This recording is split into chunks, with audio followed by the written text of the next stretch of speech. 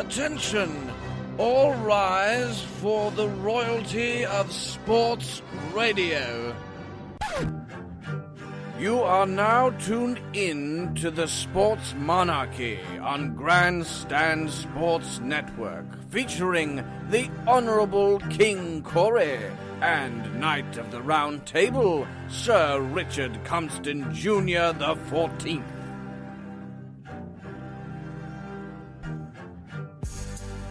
Hey guys, it's us. It's Kory and Richard. It's a Sports Monarchy, you know? Yeah, we're back. You listen to us for some reason. Some of you. You still listen to us. You didn't give up on us Yeah, yet. you know, we just took a 3-week hiatus. And, yeah, you know, these things happen. Yeah, they do happen. And I, for one, can't give you a great explanation why.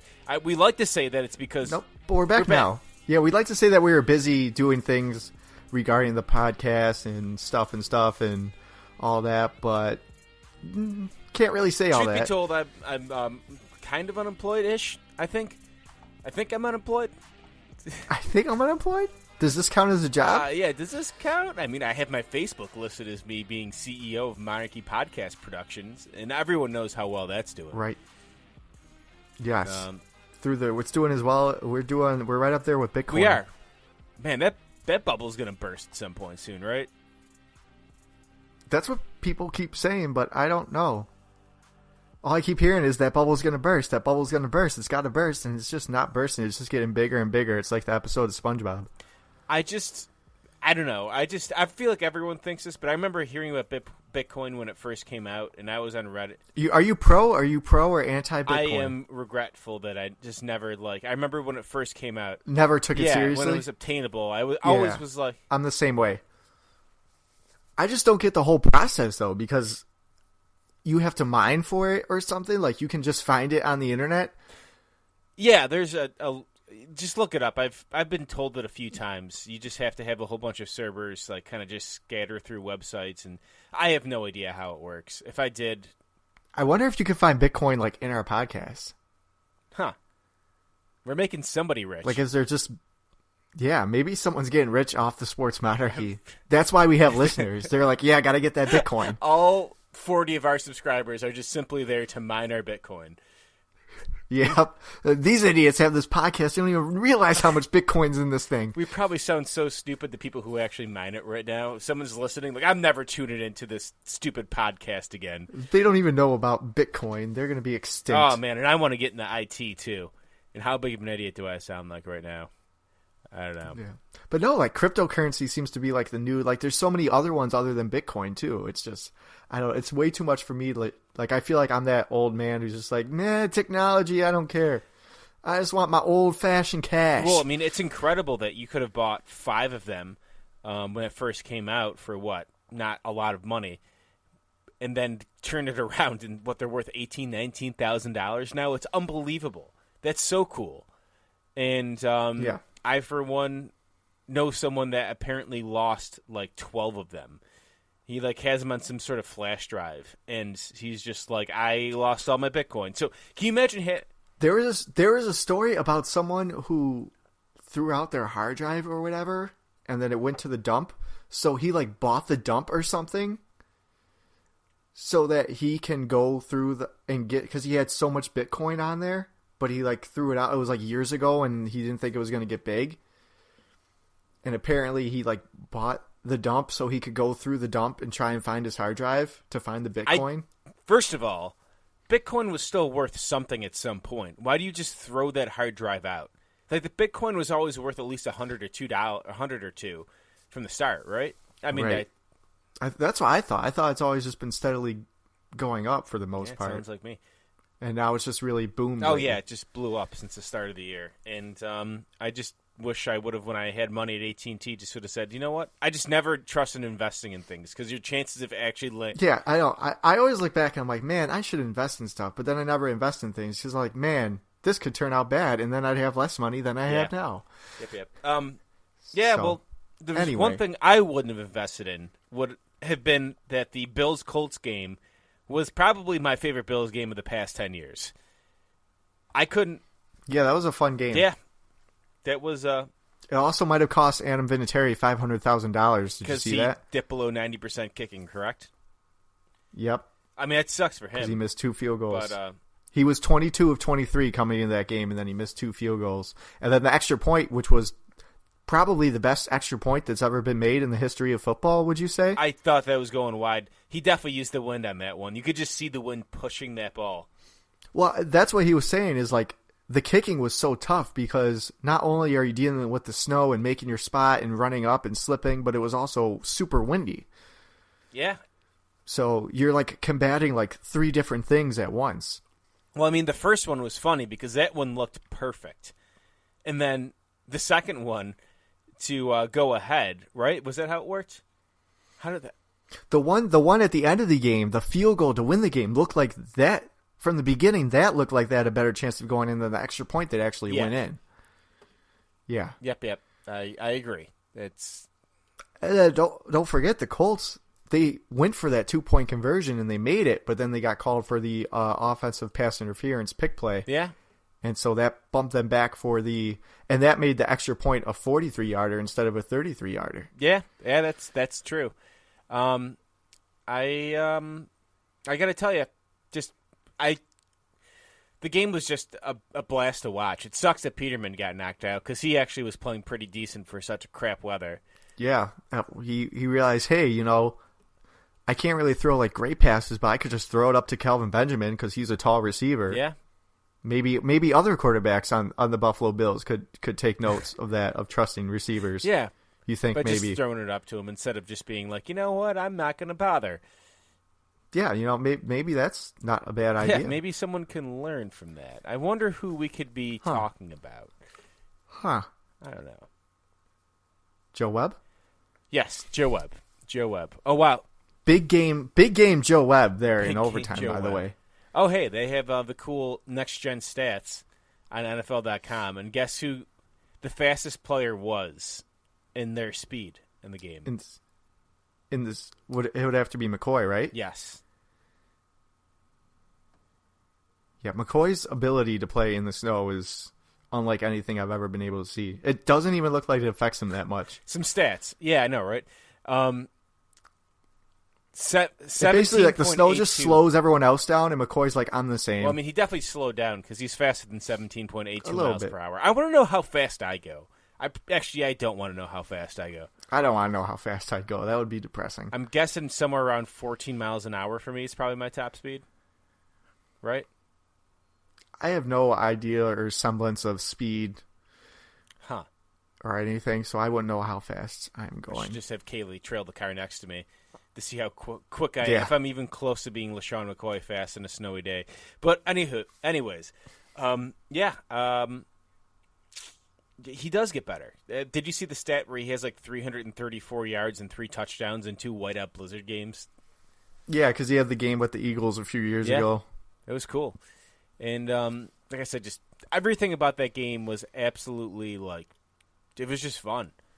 Like you just don't see games like that anymore. Like, where it's just crazy weather and I mean, it's just I don't know, just fun. Just fun. I just want the Bills games to be fun. And that was a freaking blast. And it basically had almost nothing to do with the team. The weather. Right, no. But by winning, they kept their playoff hopes alive. And even I'm like, okay, whatever. And they were very close to losing that game, and then for a little bit, it looked like we were headed in the direction of a tie, which I know you were very excited about. But they ended up pulling it out in the end. Yeah. There was a big controversy in the game, and that was the Bills punted with 4 minutes to go in overtime. Right. Do you know why people are freaking out about this? Why is everyone freaking out about this? People are freaking out about it because they feel like, statistically speaking, you have better odds of making the first down there than stopping them for the next 3 plays and then getting the ball back, et cetera, et cetera. In normal weather, I would 100% agree. But in that weather, you're probably not kicking a field goal. You got to get a touchdown. And you're at bare minimum probably guaranteeing yourself a tie if you punt it there.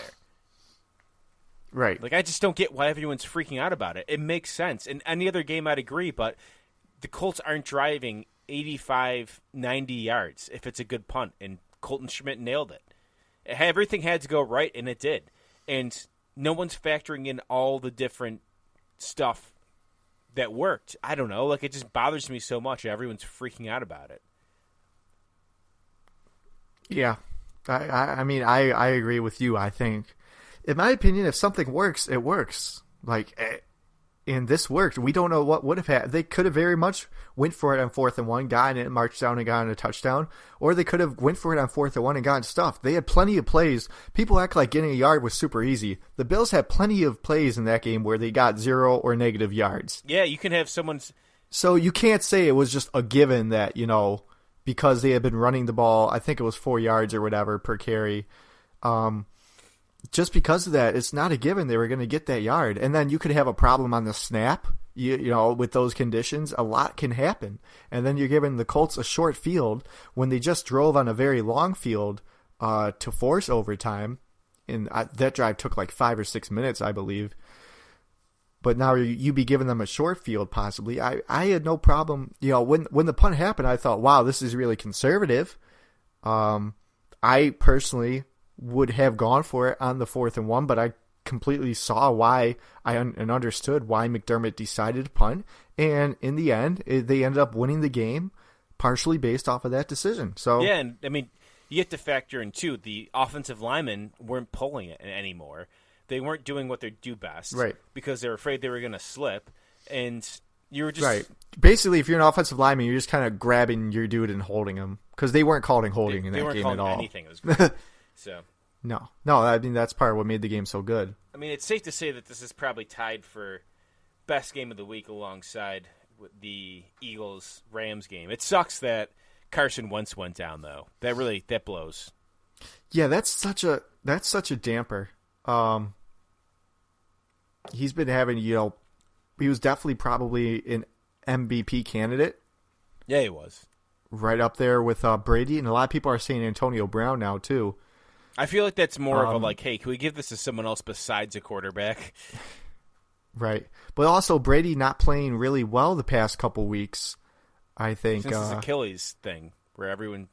Yeah, I mean, if Brady keeps playing like he did, last Monday night, if he has another bad game against the Steelers here and down the stretch, and Antonio Brown keeps putting up like 2 touchdowns a game and going for ridiculous yardage, I could see Antonio Brown getting the MVP. Yeah, and I mean, I think it's crazy because Antonio Brown's so good. Like, it's so funny because you watch Antonio Brown and Julio Jones trade off years for who's the better receiver. Last year it was Julio. This year it's Antonio Brown, and they just do it in different ways, where Julio is the physical freak and Antonio Brown is the precision guy. And ability to find the open spot in the defense. He plays with smarts, and it's so funny because I don't like the Steelers for whatever reason. Actually, it's been ever since the whole Roethlisberger bathroom thing, because I liked him before.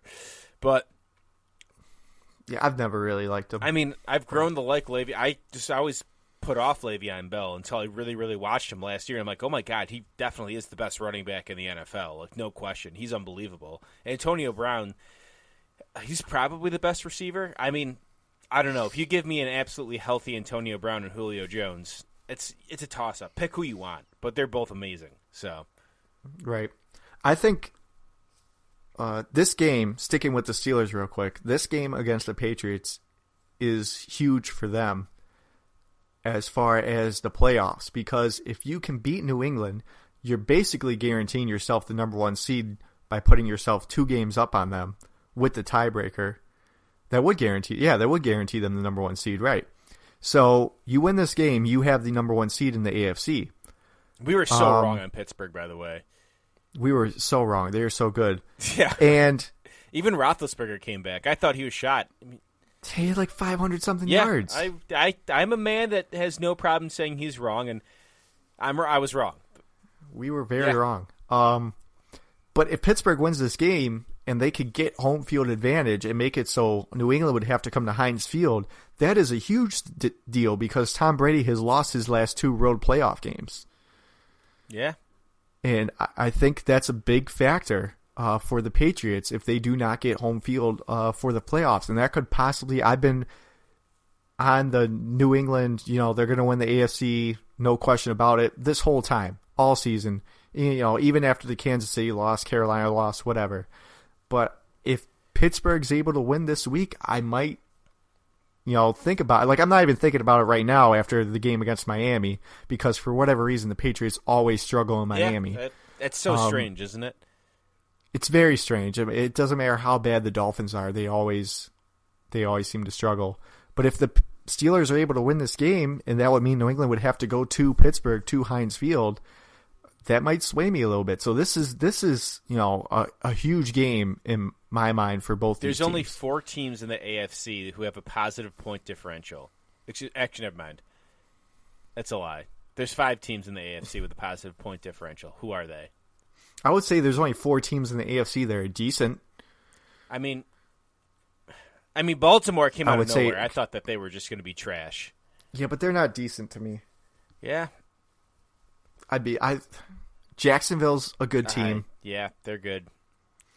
I mean, for me, it's Jacksonville, the Steelers, New England, and maybe the Chargers.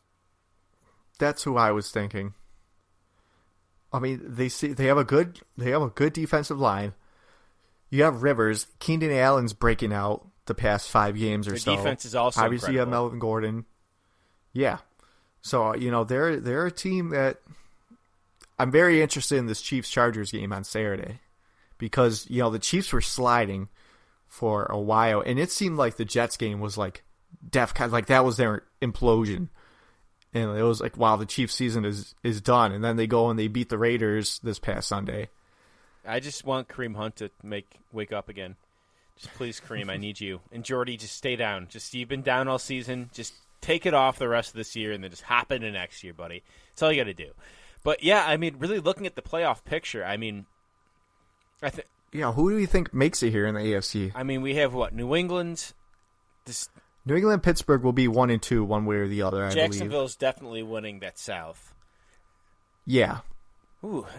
Tennessee has a couple tough games coming up here, I believe. I mean, it's really could go a whole bunch of different ways. I mean, you're hoping that if you're a Bills fan, you're hoping that the Chargers win out and end up winning that division, and you're tied with the Chiefs. So you don't have to worry about the tiebreaker with the Chargers. So, I mean, you really could chop it down to, I would say, for the last 2 spots, you can chop it down to the Bills, I'd say the Ravens, the Titans, and then, then either the Chargers or Kansas City. Yeah. And the Dolphins, I would say. If the Dolphins win this week, they're right back in it. That's true. Depending on what else happens. I just don't trust the Dolphins to win. I guess what's the remaining schedule? I was thinking about They have Buffalo, and they have, yeah. I believe, Kansas City in between the 2 Buffalo games. That's true. I love the fact that it's so interesting that the schedule played out this way for the Bills. Yeah, I like having a lot of the divisional games at the end of the season. I mean, we just had Saints Falcons. We're going to have that again in a couple weeks. I mean, and those are big games. And I like when they play each other, so there's a little bit of dirt on each other. Like, I don't know. If I'm making my pick, I'm probably saying that it's going to be New England 1st seed, Pittsburgh 2nd seed, and then it's going to be Jacksonville, and probably, I think the Chargers, just based off of how they're playing. They're in a hot streak, and they're tied with Kansas City. I don't know. After that, it's tough. The thing with the Ravens is their schedule is easy because they have the Bengals, they have the Browns, and they have maybe not San Fran. They have someone else who's not a difficult opponent. I mean, KC also has a remaining, besides they're playing the Chargers, then they're playing Miami, then they're playing Denver. So I think they win 2 of those games, at bare minimum. I think the Chiefs actually end up winning the West, even though I think the Chargers are a better team. Gotcha. Off Kareem Hunt just riding. So I think the Chiefs will be 4. I like the Chargers in there. Really be on that. I think Chargers. Ravens Chargers. Is my guess. I think the Ravens and the Titans finished 9 and 7, so it's a matter. I think they all finish. I think the Chargers, Ravens, and Titans will finish in a 3-way tie at 9-7. So it's a matter of who would have the tiebreaker in that scenario, which I'm not sure. Really confident. I don't know the tiebreakers. In the Bills beating Miami 2 times in a row. I'm not confident at all. I think the Bills finish 8-8. Yeah, and this is going to be one of those years that everyone says, we got a gun for the playoffs. You know what we do? We just stay in purgatory and don't get a great freaking quarterback. Yeah, they'll finish 8-8. I don't think they're beating Miami. They might beat them this week probably at home, but then you have to go to New England, and I think if New England beats Pittsburgh, then New England still has something to play for there, as they'll be tied going into that week. So they'll want to win that game. There's going to be some... You were really... I don't know if hostility is the right word, but after the game last time, of course, with Gronk playing against the Bills again, there's going to be a lot of emotion going on in that game. So I feel like that's a game where Gronk could just go off. Yeah, I could see that happening, and I really would have no problem with Gronk going off in that game because it's the championship round. So, yeah, it is week 16. Yep. Yeah, I see the Bills finishing 8-8. Like I said, I don't know how the tiebreakers figure in, but I think the Chargers, Titans, and Ravens all end up 9-7, and then whoever it doesn't matter. They're all losing their first. Well, no, not the Chargers. The Chargers could win. Is Jacksonville a dark horse just because of how good their defense is? I mean, they have the best point differential in the AFC. Like, it's nothing to scoff at. Like, yeah, and let's not forget they have more points than the Steelers. Was that game in Pittsburgh where they destroyed Pittsburgh? Yeah, it was. Yeah. So it's not like they can't go. I mean, September football, what was that? September, early October is different than January football, of course. But it's not like that. That will give them confidence. Like, if they are the 3 seed and say Pittsburgh is the 2 seed and Jacksonville were to win their wild card matchup, that would give them a lot of confidence, I would think. Like, hey, we already went and we destroyed this team. We could do it again if we just play our best football. So, I mean, I don't think they could win the AFC. The only 2 teams I could see winning the AFC are New England and Pittsburgh. And the only way I see Pittsburgh winning the AFC is if they can grab home field. Well, they'd have to go on a 3-game winning streak to even think about it. So, who's that? Oh, to get home field? Yeah, they'd have to hope for like a 3-way tie there. That's pretty much it.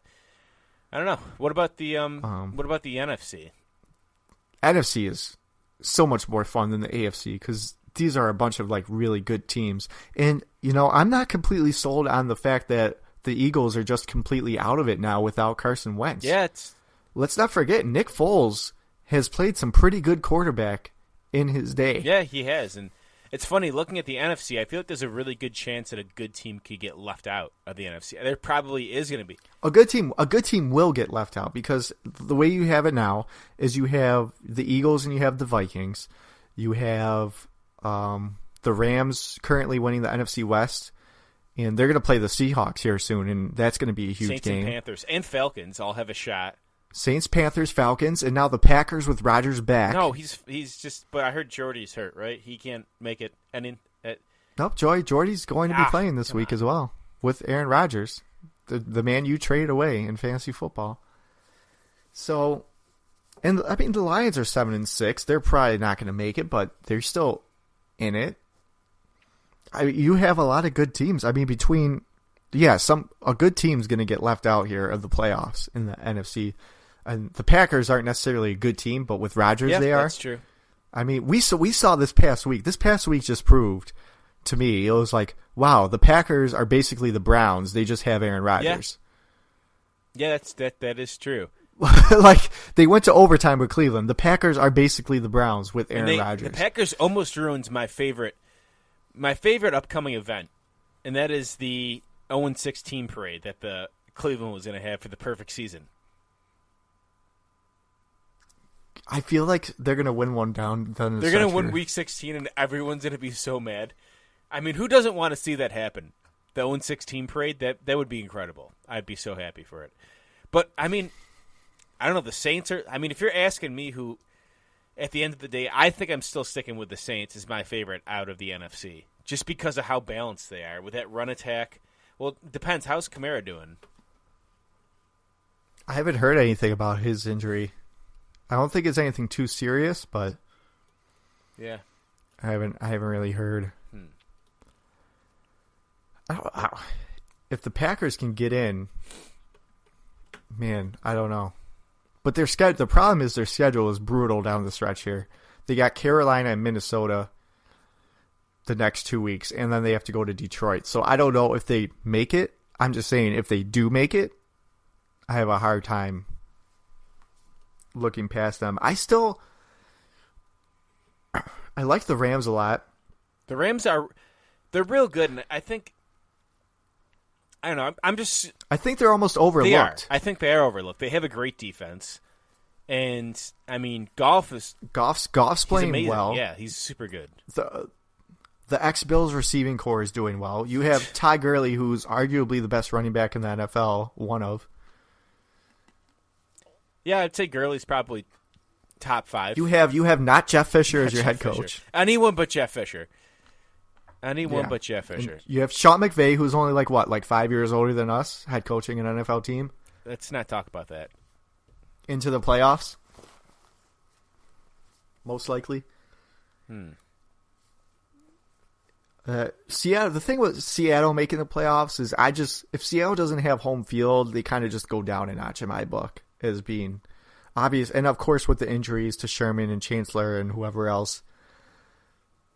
Like, don't get me wrong, they're still a good team, but I just don't know about them, if you don't have to go to their house. But they still have a good chance of winning the NFC West. They still control their own destiny for that. Yeah, and they're only one game back of the Rams, and they've already beaten the Rams once, and they play them again, I believe, might be this week. I think you're right. It is this week. Because I know Russell Wilson and Baldwin are going up against him. So... Oh, yeah. We got a lot of big games this week. We got the Chargers and the Chiefs battling for the AFC West. Bills Dolphins, huge game. The Bills Dolphins, I mean, it can be. I mean, that's basically, I think that's the season for the Bills right there. And for the Dolphins. I mean, whoever loses that game, I would say, is probably done for. And whoever wins still has a sliver of hope. You have Aaron Rodgers and the Packers taking on the Panthers. You have Rams Seahawks. You have Patriots Steelers. Cowboys Raiders. Those are two teams fighting to keep their playoff hopes alive too. I forgot. When we were talking about the NFC, I completely forgot about the Cowboys. Yeah, they're still. I mean, they're still a game back. When's Zeke coming back at any point? Next week. He'll be back. This is the last week without Zeke. Yeah, it doesn't feel like he's been gone for that long. Oh. This will be the sixth game without Zeke for the Cowboys. So, yeah, but I mean, there's so many. That's the thing about the NFC is it could go any way. And I still think the Eagles have a good chance with Foles. I just think that team is really good, and I think if Foles can just play pretty good at quarterback, they still have a chance to have it where everyone has to go to Philly. They could still get that number 1 seed, and I think. People are very quick to, like, I've seen NFL power rankings now that have taken the Eagles completely out of the top 10. I mean, they still deserve to be in the top 10, that's for sure. I don't know. I think it's pretty premature to say, and don't get me wrong, I like Wentz. I think he's an awesome player and obviously important, but I think Foles might be decent enough to get them, competitive in the playoffs, and they would just have to win 2 playoff games at home. I don't think it's out of the realm of possibility, and people think it's like this crazy long shot now for the Eagles, and I just don't see it that way. I'm interested to see what happens with Wentz.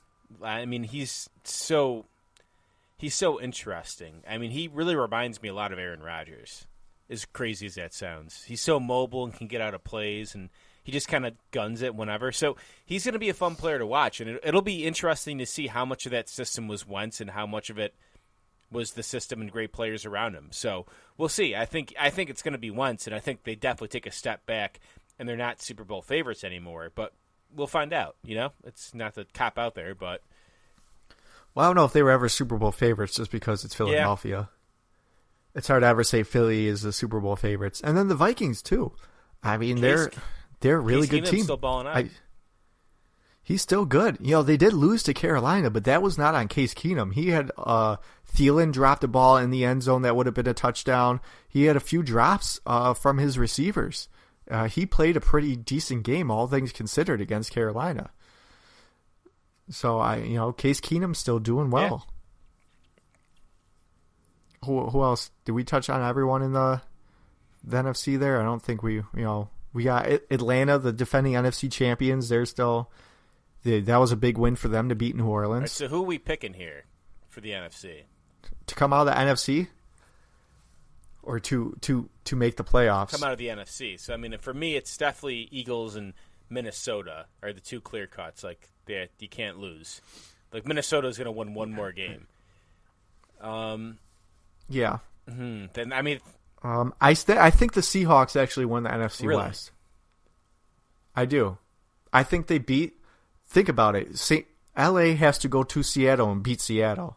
I don't know if they can do that in Seattle. But, I mean, they just always beat them even when they sucked in Seattle. Like, they're just like Seattle's kryptonite. So I disagree with that. Seattle already beat them once this year, though. They're due I don't know. for a Seattle win, then. Seattle loss. You mean yes, Seattle sorry. lost? I don't know. I think Seattle wins the West. We could differ on that. The South. Saints. That could go any which way. I think it's the Saints still. Yeah, I think the Saints, because I don't think the Falcons are beating them again in New Orleans. Yeah. The Panthers, they have a tough game with the Packers this week. I think the Saints, and then I think the Panthers get one of the wild cards. I think it might be Panthers and Falcons, to be honest. So you think you would say then the Seahawks missed the playoffs?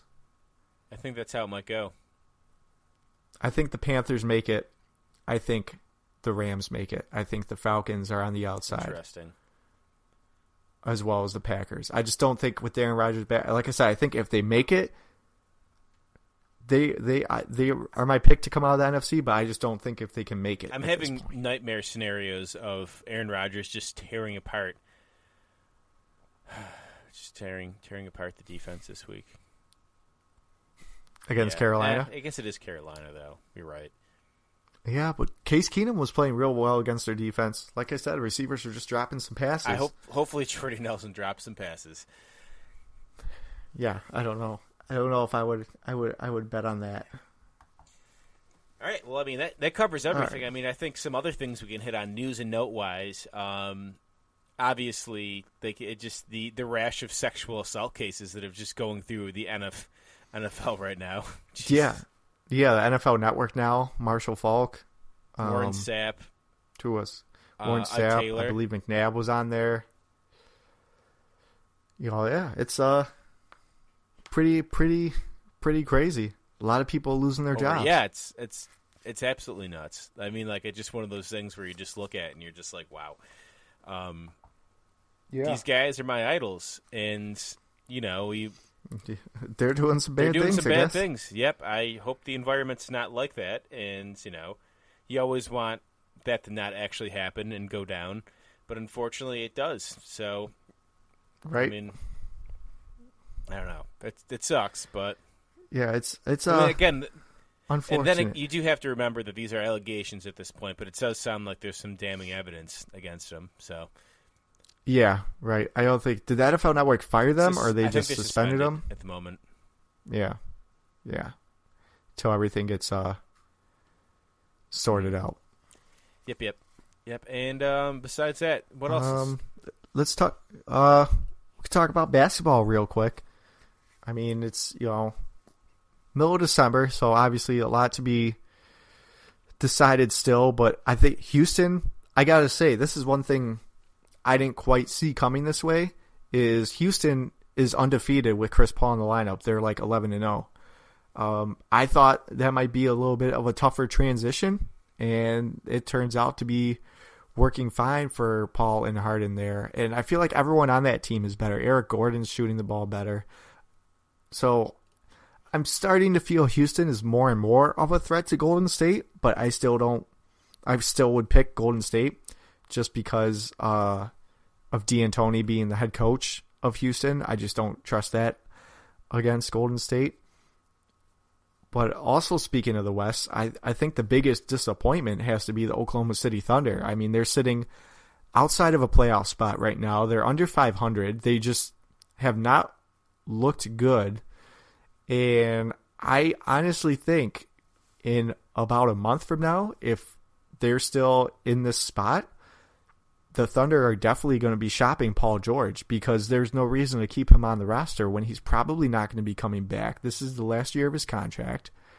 You might as well, and if you're still playing like this in a month, you're obviously not going to be contending with Houston and Golden State. So you might as well shop Paul George and get what you can get from him. And I think the two biggest landing spots for Paul George would be Cleveland, which was, of course, big talk in the offseason, and the Lakers. But I think the Lakers would need some sort of deal in place with George to either sign him to a contract extension or what have you, because there's no reason for the Lakers to just get him for the rest of this year because they're obviously not contenders this year either. And how much do you think they would actually help either of those teams? So do you think he even wants to go to the Lakers? Like, if he has his pick, he's obviously taking Cleveland, right? I mean, it had been talked about him wanting to be in L.A. As far as championship aspirations this year, you would obviously rather go to Cleveland.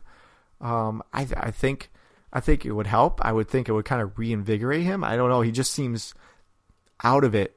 He seems not determined in Oklahoma City. He seems like he doesn't care there. I think if you go to Cleveland, especially being surrounded by someone as intense as a leader as LeBron James, I think that would reinvigorate him. I just wonder what Cleveland would have to give up. Do they give up a first-round draft pick?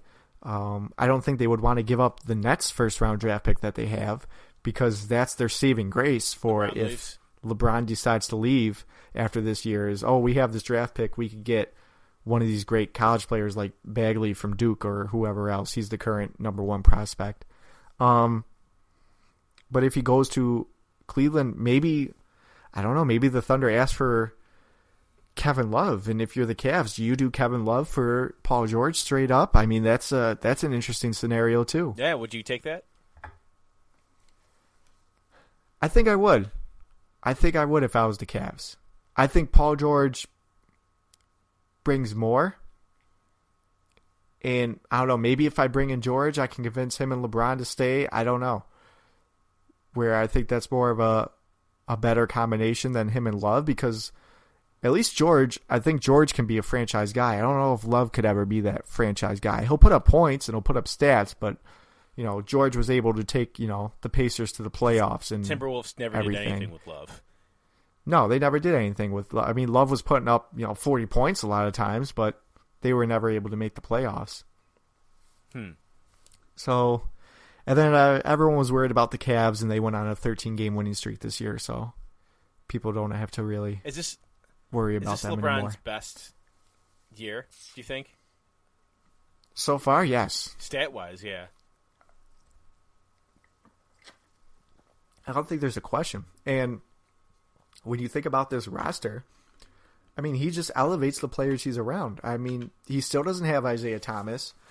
JR has other JR who hasn't been playing that great for the most part. Derrick Rose played for a few games and then he possibly went into retirement and now he's possibly coming back. Just like how we just I'm gonna meet with them about me maybe not quitting and stuff like that because maybe I won't. Maybe I'll play. I don't really know. I think so, my knee kind of exploded. They put dolphin joints in there. If I'm not dolphin joints. Isn't that the South Park thing?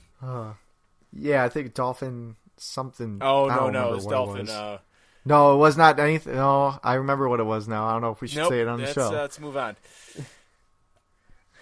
So that whole situation, LeBron's like almost quietly putting together his best year ever at however old he is.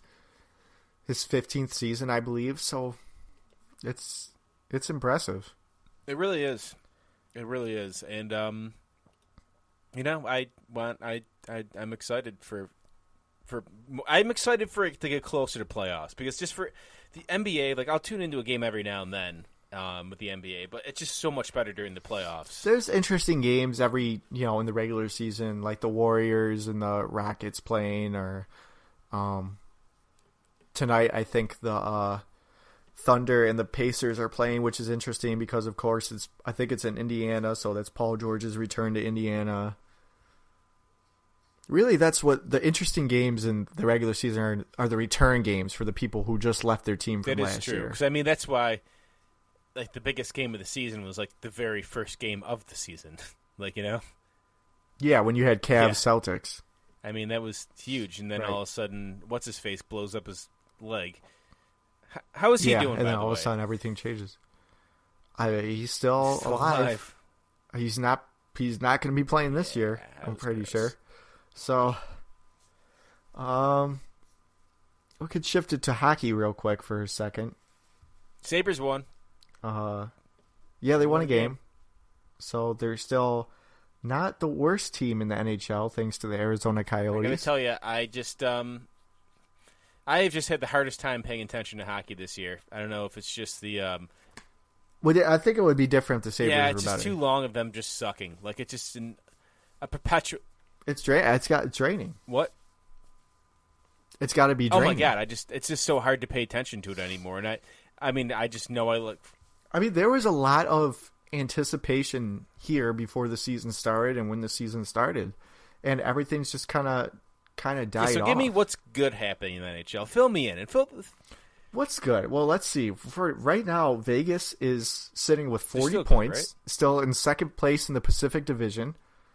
So, they're still pretty well in a playoff spot here.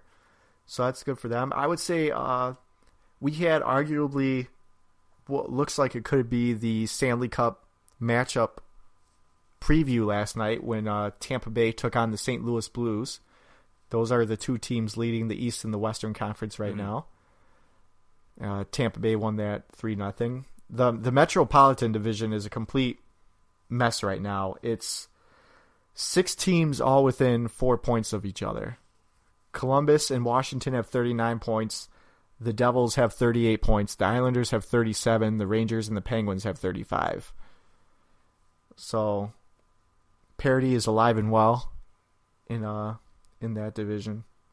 And then otherwise, the Atlantic Division, it's just Tampa Bay and Toronto, 46 and 41 points, and everyone else is just kind of sucky. Boston is the next closest team with like 32 points. Yeah. And everyone else just kind of... I'm shocked. I'm shocked with how bad Ottawa is. Isn't there rumors of like Carlson even maybe being traded? Like... Maybe. They traded for Duchesne, and you would think that would help, and that just... They've been terrible since Duchesne has come over, and they weren't doing that well before Duchesne anyway. But, we're talking about a team that went to the Eastern Conference Finals last year, went 7 games with the Pittsburgh Penguins, the Stanley Cup champions, and, their roster did not change that much going into the season. And they're sitting, the only team below them in the East are the Sabres. Huh. I just remember last year with us being confused, like how they even made it to the Eastern Conference Finals. So. Yeah, but they also started this year good. Also, who currently is not in a playoff spot in the Western Conference? Who? The Chicago Blackhawks. That makes sense. Yeah. They're literally like tied for a playoff spot, but technically not in. And the Oilers have really sucked this year, so kind of surprising. Yeah, I guess, the Oilers have been weird. I went to the Oilers game, and they blew out Columbus last night, they though. have the talent. Like what's 7-2. The reason for their fall off? Because, they're not even close to a playoff spot. They're going to be a classic. They're going to win the first overall pick and get that freaking defenseman this year, is what it feels like. And I would blow my brains out. Just got, we had a good year last year, but let's stock up with another player real quick. Yeah, we'll be ready for the years after that, after McDavid's gone and everything like that. Yeah, I don't know. I don't know what their problem is. I haven't caught too many games. They seem like they have the offensive firepower, And I know their goaltending isn't great, but from what I've seen, it's not really their only glaring issue. So I don't know. I was disappointed as a Devils fan, by the way, a week or two ago when they traded away Adam Henrique. Yeah, he to was the always. Ducks. Don't you have a Henrique jersey? I do have a Henrique jersey. That's I always liked him, especially because he had the overtime game winner against the Rangers to send them to the Cup in 2012, and that was his rookie year.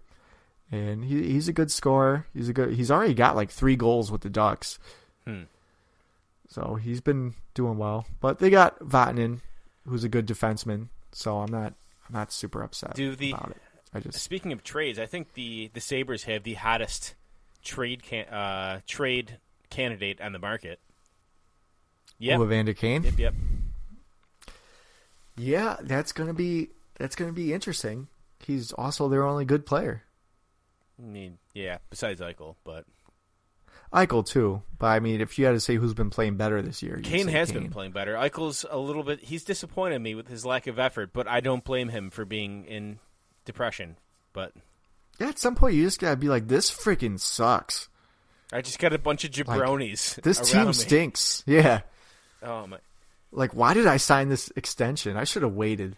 Yeah, he probably is thinking that right now. Like, what the hell was I thinking? Yeah. Why would I sign that? That was so stupid. Yeah, I would be kicking myself over him. 8 more years of this 8 crap? more years. I hope they just contract the damn team. Yeah, I mean, I just wish that we had a way to keep Kane around. I really do. I really, really do. We just don't have the cap space, and we suck, and we don't have the cap space. It's unbelievable. We have who do we have? Who makes the playoffs first, Corey? I'm not ready to. I mean, I think it's just the Sabres by math, but I don't know. Just because of better chances. Because of better chances, and sometimes you just dumb luck your way to into the Stanley Cup chase. But with the NFL, you got to be good and have everything fall. I mean, it really depends. Can the Bills? You got to be pretty. You have to have either. You have to be consistently good all year in the NFL, or you have to go on like a Chargers-esque streak. Yep. Like, you can't like wander around mediocrity all year. Like in hockey, you could wander around mediocrity all year and make the playoffs. Yep. I don't know. It's just. I don't know. I think it's depressing to think about. I don't know. It's tough. I feel like the Bills. It's funny because like last year I felt like the Sabres were closer, and now I almost feel like the Bills are closer. Mm-hmm. But the thing with the Sabres is that division just really, really stinks outside of Tampa Bay and Toronto. I hate that Toronto's good so much. But you hear that every show. So yeah, I mean, it's a great debate. You really could make it for a while, and it's one that's going to rage on for the next 5 to 10 years. The thing that's going for the Bills if they've meandered around mediocrity for the past 3 to 4 years, and really beyond that, I don't know. It's questionable. No, the Bills have meandered around mediocrity for the last like 17 But I mean, years. they're super mediocrity right now. Like they're 7-9, 9-7, 8-8, and like it's all they've been. They had that 1-6-10 year with Marone. Besides that, they're all 7-9 and 8-8 and 9-7, and it's going to be the same this year. Yeah. So. Well, yeah. I mean, they're definitely locked in to finish somewhere between, or no, they could finish 10-6 technically. So I guess they could defy mediocrity if they went on a stretch here and won these last 3 games. Yeah. I don't know. I just if they win these next 3 games, it would be pretty. I would even like it. All right, even me. Well, yeah. I mean, that would be, you would have swept the Dolphins. You would have beat the Patriots. Beaten the Patriots. And even depressing me that wanted. I mean, look, once they got past 6 or 7, when they got to 7 wins, I'm like, screw it, just gun for the playoffs. Like, there's nothing else. Losing more now doesn't help at all. You might as well just go for it. Yeah, it doesn't matter. I'm just fine. I don't have any emotion if you make it or don't make it. Just make it if you can. Is where I'm at right now. So yeah, I don't know. All right, you want to do a little baseless baseball here? Let's gun it. every king has his faults. Scar! Brother, help me! Long live the king.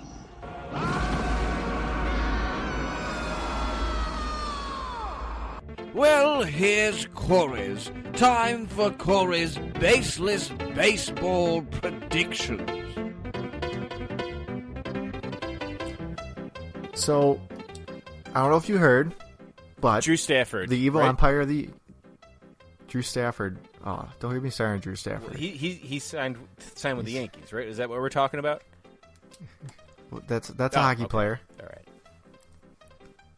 But Giancarlo Stanton was traded to the Yankees by a former Yankee player, so that's not collusion or anything. And they didn't give up really anything much of value except for Starlin Castro for, the National League MVP last year. So once again, not collusion or anything. Wait, he was traded, and now he wasn't signed. No, yeah, this really? was a trade. Wow. I did not know that. Yeah, this was a trade. Okay, ready? Derek Jeter is a part owner of the Marlins now and is now director of baseball operations. And in his first big move, he sends the National League MVP to the Yankees for a decent second baseman and a couple borderline prospects. Huh. Maybe. So, not collusion at all. I mean, that's really fishy. That is pretty fishy. No, not fishy at all whatsoever. With Derek Jeter sending the best National League player from last year to the Yankees for basically nothing. Oh yeah, and the Yankees retain they pay for $260 million of the $295 million salary because that's a big deal for the Yankees to pay money. So. So yeah, so he's him and Judge are just going to tee off all year next year, and they're going to strike out a lot. They're probably going to be the highest strikeout duo of all time, but also the highest home run duo of all time. So that's going to be baseball next year. I'm excited for it. You know that I am at deep heart a Yankees sympathizer. Yeah, ask your fiance there what she thinks about Stanton going. I to the don't want Yankees. to because she gets violent when you bring up the Yankees. I don't want to talk about it. Ask her if she thinks it's fair that a former Yankee legend went to a different team and was like, "Yeah, here, I'll trade you guys the best player." Do you think this is a team. long con for Derek Jeter to end up being in the front office of the Yankees?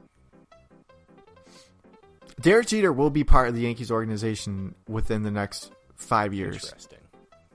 Do you think he's just doing this to get fired? I have no doubt in my mind. Derek Jeter might next. I don't know what he's doing. And then he's supposed. Then they have the winter baseball meetings on Monday, and all the GMs and director of baseball operations are supposed to show up and all that. And Jeter's just like, "Yeah, I'm not showing up. I don't got to say anything to you guys." So yeah, that's what's going on in baseball. It's pretty cool. How many home runs do you think Stanton and Judge combine for next year? What's the record? I think the record's about 1,700 for a season. So I think it's going to be probably around 2,500 home runs next year. Yeah, right around there. It'd be my guess. Okay, that's doable. I mean, they play 500 games, so it's maybe five a game. It feels five like a game. Yeah. I mean, I think that's not unreasonable. They're just gonna. The Yankees are just gonna win all their games 10-7. They would make baseball kind of exciting, so I probably would enjoy it. It's just gonna be off. I'm trying to think of a correlation of it was the Capitals from a few years ago, where they were so bad on defense and goaltending, but they would just win games 6-5 consistently because they could just outscore you. That would make hockey more fun if everyone thought like that. That's basically be the Yankees. How can we program baseball people to think like that? Because that'd be great. I like pitchers duels in baseball. I mean, I don't mind a good pitcher. My issue with the game is how slow it goes. And I think they have a 30-second pitch clock that they need to enforce. where it's like, okay, you have 30 seconds to make this pitch. They also have to limit how often you could throw over to first base when there's a guy on base, because that's it's like bullcrap. every 5 seconds. Yeah, you should only be able to do it like 2 times or whatever. 2 times. And there were some other things I was reading about that they really need to do. Maybe like limit how many pitchers you can put in an inning. Like instead of like having like 4 different pitchers in an inning, because like, oh, this guy's going to match up with this guy. Like, hey, you could only use 2 pitchers in one inning or something, unless like they give up a run or something and the guy really sucks. Yeah, I mean, there's a lot of ways they could speed up the game. It takes too long. Or they could also have a situation where they give each team a random amount of steroids, and then at the end of the year you had to figure out which team had the most steroids. Yeah, like a steroid differential. You can find out. And like you get the steroids by standings, maybe we can even do it by that. You get the higher you rate standing wise, the more steroids you get. Well, it's like where you are at the All-Star break. Like if you're really low, you get a nice little steroid. So you're going injection. opposite. I'm viewing the steroids as a reward, really. No, I think it's like a help. So it's like the first overall draft pick. It's like a help, like a lifeline. Like, yeah, it's like a first overall pick. So it's like if you're really bad, you get the steroid injection to help your team because you're really bad. And also, it's mandatory. It's not voluntary. So it's like you have to like strap the guys down. And they're like, no, I don't want this in my butt. And it doesn't matter. You're getting it. And it's like your punishment for finishing last. It's like Hunger Games. That's basically Hunger Games, right? I've never seen it. Yeah, sure. That sounds exactly but that's basically like it. Hunger Games. Like spot on. Probably, yeah. We're basically just bringing Hunger Games to the MLB. If you want to keep up with football, this is what you got to do. Although football is going to have to keep up with basketball in like 5 years. So. I don't think it's that close. Yeah, maybe more like 10. I don't think it's that close at all. Oh, there are a lot of people who think football is going to be basically extinct in 10 years. Yeah, maybe. There's a possibility. Well, basketball is growing very, very rapidly. It is. I just even talking to my brother who's in high school. He's saying in like high school, basketball is much more popular than football. Yeah, I guess. I mean, it's because and that's in Buffalo, in a city with a football team and not a basketball team. It would be cool if we did have basketball in Buffalo. I mean, I have basketball here. And I go to games. I'm going to the game on Friday, which will be cool. So, oh yeah, John Wall's actually back, so that's good. But yeah, I don't know. I just don't think that downfall is going to be that. There's enough fans right now where it's going to be on top. I don't think the downfall. I think the downfall of football is greatly exaggerated, but I think the upswing, or did I say the down? I meant the downfall of football.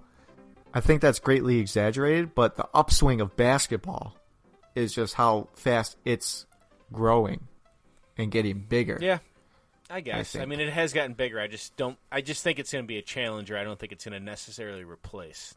So. Yeah, but they said that about football years ago, probably when baseball was number one. It is true, but I mean, football took over what, mid '80s, late '70s kind of time, right? Would you say? Yeah, more. I was talking to someone about this, and they said more like late '80s, early '90s. Interesting. Is when football was definitely became king in America. Because I mean, me and you, like, we don't know a time football wasn't bigger. Baseball was bigger. By the time we were born and conscious and everything, football was always a bigger deal than baseball. I mean, baseball was kind of a big deal in the late '90s when McGuire and Sosa were shooting up and just blasting balls out of the park. But and then, I mean, for me, basketball, when MJ was around, basketball was maybe the biggest thing. As a kid, MJ's probably my first legitimate sports memory, largely because of probably Space Jam. But still, I loved MJ. So, you see, I didn't watch a lot of basketball when I knew who MJ was, and I watched Space Jam, but I didn't really watch a lot of basketball until like the Kobe and Shaq years, which is why I became a Lakers fan. My first sports memory was something I can't piece together. I remember involving the Lions, being at my friend's house when I was like 4. But my first distinct memory where I can tell you players and when it was actually the Jordan, the Jazz against the Bulls, and I remember Karl Malone being in that final. Like I distinctly remember names and players, and that's my actual first memory of any sporting event. So, my first memory of an actual sporting event would be the Super Bowl between the Patriots and the Packers. I believe that was the '96 Super Bowl. Interesting. That's pretty cool. Yeah, that's the first thing I sport event I remember sitting and watching the whole thing and distinctly remembering plays and players and all that. So yeah, I just have a view of that game, so it's funny the different things you remember. So I don't know, but let's get into some quick picks here.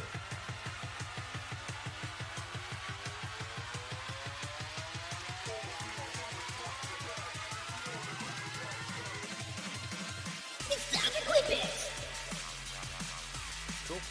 All right. Well, so for our first quick pick, would you rather have it rain or snow outside? Snow, 100% snow. Yeah, snow's amazing. I am so jealous that I wasn't at that game. Way better. Like, you just don't even have an idea. It snowed every night the past 3 nights so too. Jealous. I love snow. I can't wait to move back just for the snow. It's a nice amount too. It's not a crazy amount. It's enough where it snows overnight. The plows can remove it fine. And you don't get that ugly snow that's 4 or 5 days old. That really gets all the salt and dirt. No, this is all it's consistently fresh snow. That's awesome. It's real nice right now. Pretty white. What's your outside. favorite new TV show from the past year? Oh, yeah, the past this year? one you picked up in this past year.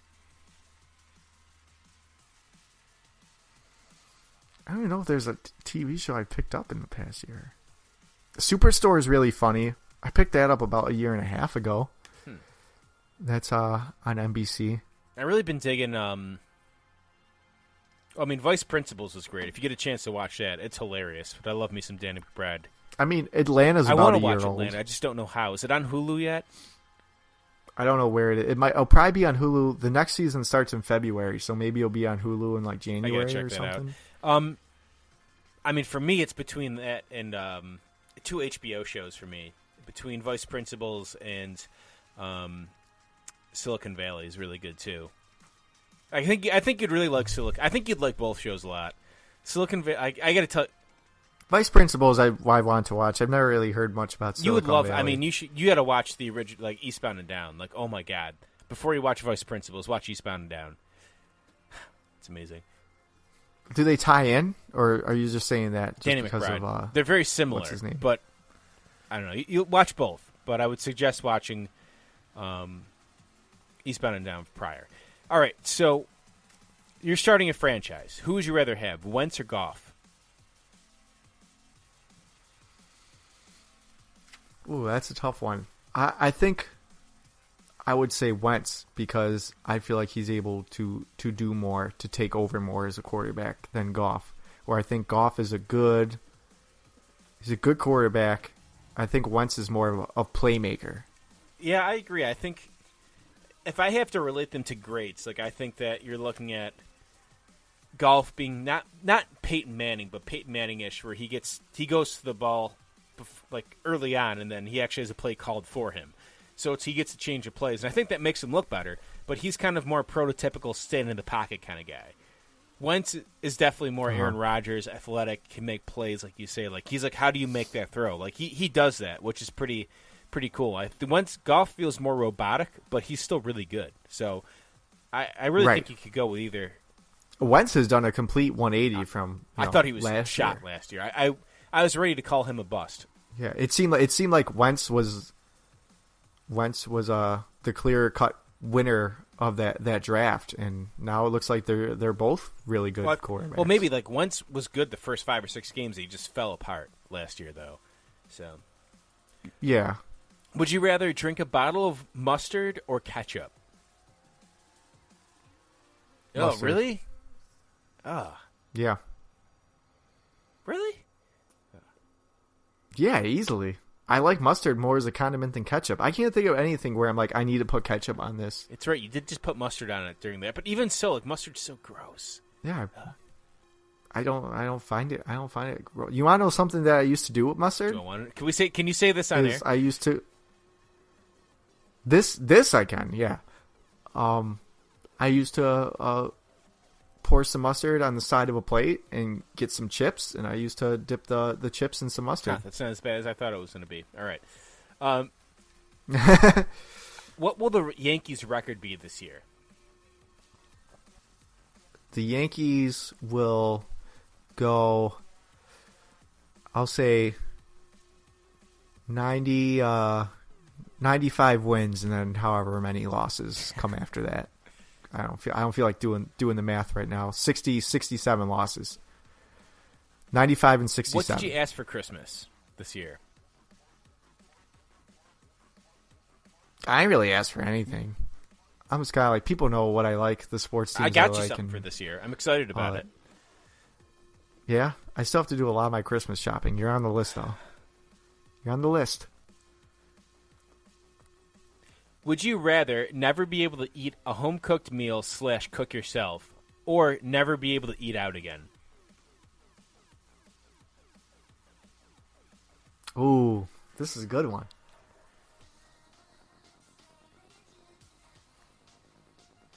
Now, like a home cooked meal, but I could still can I still make cereal? I mean, and yeah, stuff? cereal counts, but but not like a good home cooked. Let's say you're. I can't make steak. You can't. You have to go over to your aunt's house on Thanksgiving with a bag of McDonald's. You always have to eat out every single time. I just don't know if I could live in a world where I don't get to eat out anymore. I think I have to ex-nay the home cooked meals. I mean, I just there's a good feeling about going to a nice restaurant and Chipotle. Yeah, I got you. A nice Chipotle, a nice whatever, all that, quick, convenient, easy. I got you. In these fast moving times. I definitely would take the home cooked meals, but you know me. I would if I could never eat out, and if I could, I probably would almost never eat out unless it's a Chipotle type of situation. Yeah, but eating out is so easy. I would much rather cook myself, 100%. Convenient. Yeah, it takes too much time. Would you rather have the Redskins be named the Redskins or have it be named the Redhawks? I like the idea of the Red Hawks versus Eagles rivalry. The Red Hawks versus Seahawks, the battle of the Hawks. So I like Red Falcons Hawks too. Yeah, the Falcons.